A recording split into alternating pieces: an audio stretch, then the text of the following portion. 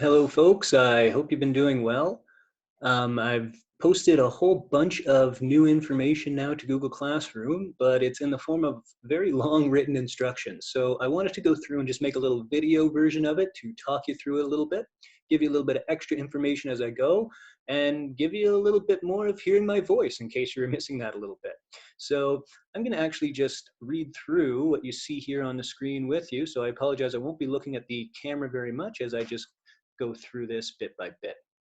So first off, I'll just say this is the plan that I have based on all of the information that I have so far.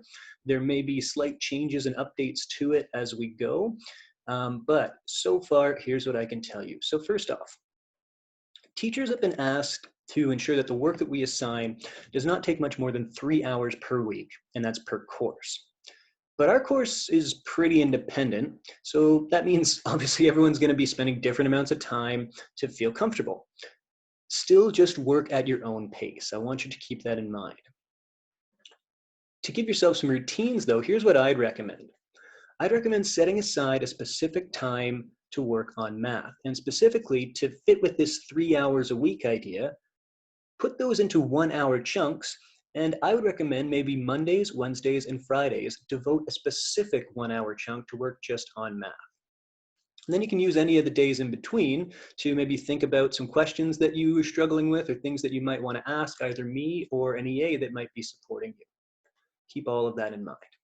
Now, in terms of what you'll be working on, it's going to be the exact same course material that you would have been working on if we had been in class together. So what does that mean? Well, obviously all of the course resources you're going to need come from that same course website we've been using all along. So I've included a link here.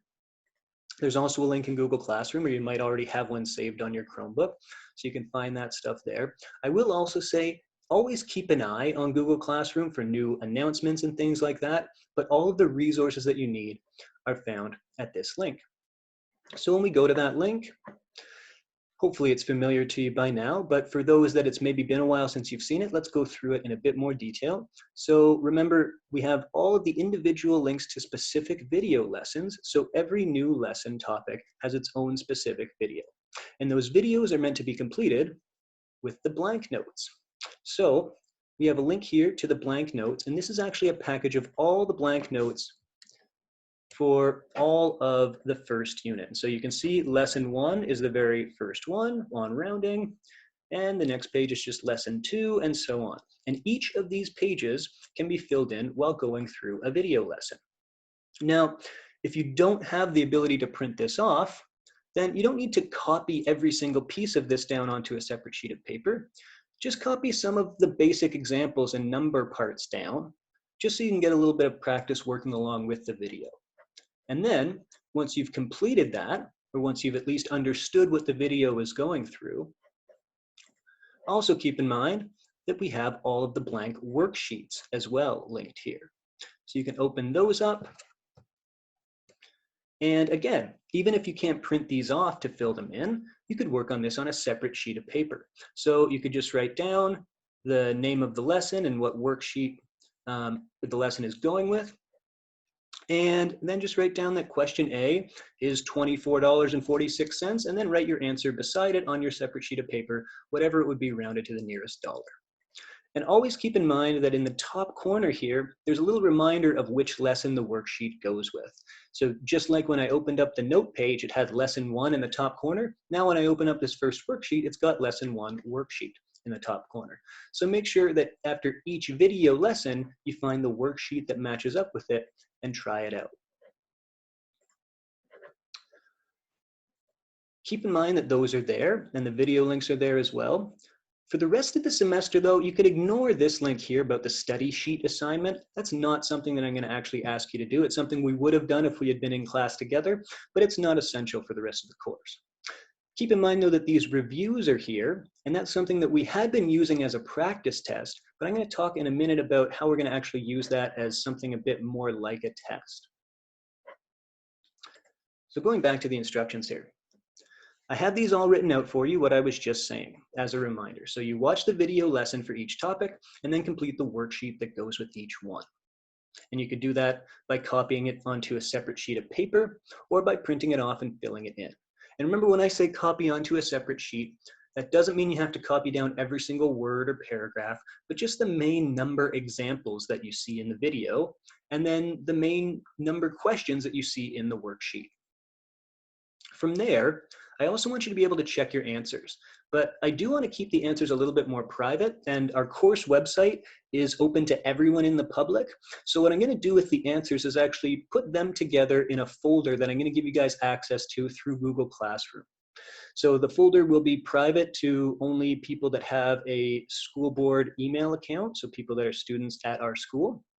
So you should be able to access it through there, and that will keep it private from others. But you'll be able to use that to check your answers and then try and make some corrections based on what you see, and specifically make note of things that you really struggled with or things that you're not sure how that answer came about. And you can either ask me or possibly an EA that might be supporting you.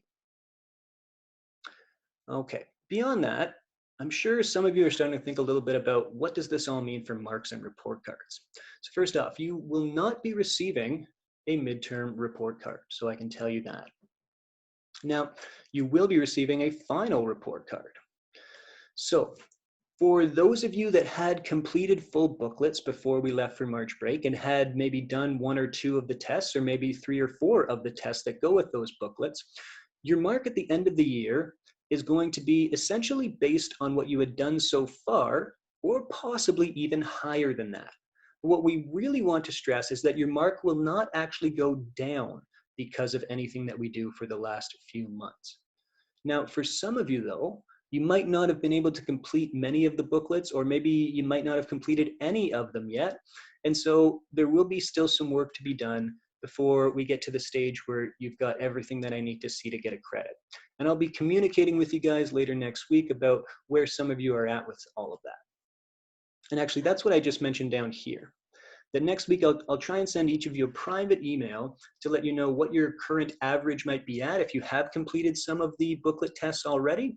But for those that haven't, I'll try and let you know where you'd need to go from here to make sure you can still try and get a credit out of this experience. But overall, especially for those that have already completed some of the booklets and have done okay so far, this is all meant to try and take the pressure off of you a little bit so that you can just focus on absorbing and practicing as much of the material as you can to get ready for next year. Okay. Now, in terms of assessing your learning or testing or seeing where your skills are at, we obviously won't be able to do any tests in the usual way that we would if we were all together. So here's my plan. I actually want to use those reviews that I mentioned. So going back to the website here, at the bottom of each booklet, you'll see a link to a review. And that review, remember, we use sort of like a practice test, but now we're going to use it a little bit more like it's a real test. So just like you would have for the notes and the worksheets, you can write down your answers onto a separate sheet of paper, or even onto a printed copy if you have it, and then email me a picture of your responses on that paper. Now, if you're having trouble figuring out how to send an email of a picture, then you can even just send me an email to let me know that you're having trouble with that, and we'll try and find a time where we can maybe talk by phone, and you can give me some of your answers that way. We're also looking into ways that we can maybe communicate through more of a live video chat, but the school board's still working on some of the policy and privacy issues related to that. So more details will hopefully be coming in the next few days and weeks. Another option that I will be exploring in the next few weeks is a website called Knowledge Hook. And I can use that to start assigning you something called missions. And these missions are really just sets of extra practice questions. But the questions are all based on our regular curriculum. And there's some great extra resources, like they can give you some hints or video examples and give you even similar questions if you were having a hard time with one particular type. But most importantly, it also gives me a teacher screen that allows me to see what you've been able to complete and most importantly, what you've struggled with. So it's a way for me, just like I would use a test or a review to see what you're good at and what you're still struggling with. This will allow me to do that when that happens. But again, still working out some of the details of that. But when we do get up and running with that, I plan to create another little video similar to this to explain how you can get yourself registered and logged into that website. And then it can be something we'll use going forward after that. Beyond all of that, if you need extra help or support, This was something that I posted on Google Classroom and mentioned a little earlier, but if you haven't gotten a chance to take a look at it, I really want you to explore this website called Mathify, and it's a place where you can register for, as it says, free online one-on-one tutoring.